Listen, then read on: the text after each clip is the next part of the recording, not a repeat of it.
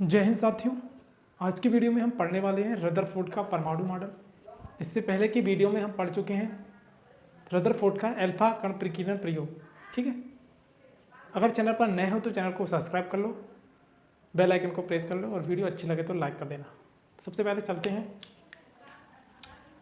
Rutherford का परमाणु model. Rutherford का परमाणु मॉडल रदरफोर्ड से पहले जे जे थॉमसन ने बताया कि परमाणु क्या होता है, धनावेशित गोले के समान होता है।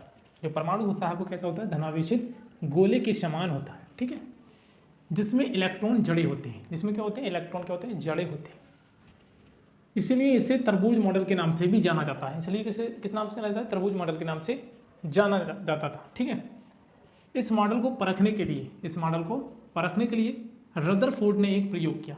किसने प्रयोग किया, रदरफोर्ड ने प्रयोग किया। ठीक है, जिसे रदरफोर्ड का परमाणु मॉडल कहते हैं। ठीक है, इसे क्या कहते हैं, रदरफोर्ड का परमाणु मॉडल कहते हैं। ये 1911 में ये परमाणु जो है मॉडल दिया था। सबसे पहले बात करते हैं परमाणु के अंदर। उन्होंने बताया कि नाभिक होता है। परमाणु के अंदर क्या होता है, नाभिक होता है। ठीक है, परमाणु के केंद्र में क्या होता है, नाभिक होता है। ये कैसा होता है, धनावेशित। नाभिक जो होता है कैसा होता है, धनावेशित होता है। ठीक है, कैसा होता है, धनावेशित होता है।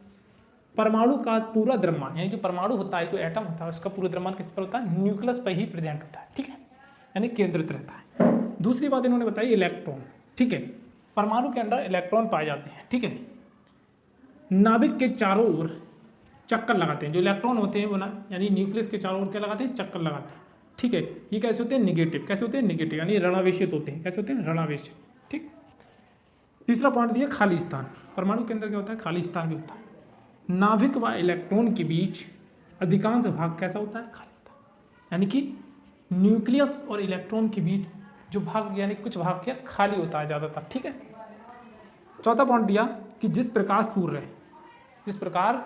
सूर्य बीच में होता है, उसके चारों ओर ग्रह घूमते हैं। उसी प्रकार परमाणु के अंदर न्यूक्लियस होता है, उसके चारों तरफ के घूमते इलेक्ट्रॉन घूमते हैं। ठीक है, इसकी उपलब्धियां क्या थी, यानी कि नाभिक की खोज।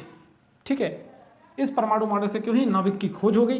परमाणु का अधिकांश भाग कैसा बताया, खाली बताया इन्होंने। अधिकांश भाग कैसे बताया, खाली बताया। ठीक, आधुनिक परमाणु संरचना की नींव इसी मॉडल के आधार पर पड़ी। ठीक है, कमियां क्या थी इसकी, तो नाभिक के स्थायित्व की, मतलब नाभिक के स्टेबिलिटी की व्याख्या करने में क्या रहे, असफल रहे। ठीक है, दूसरी कमी क्या थी, परमाणु का स्पेक्ट्रम कैसा होता है, सतत रहता है। ये कहते हैं, यानी जो रदरफोर्ड कहते हैं कि परमाणु का स्पेक्ट्रम कैसा रहता है, सतत रहता है। लेकिन वास्तव में ये कैसा रहता है, असतत रहता है। कैसा रहता है, असतत रहता है।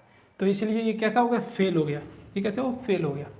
तो thank you, watches my video. अगली वीडियो में पढ़ेंगे हम नील्स बोर का परमाणु मॉडल।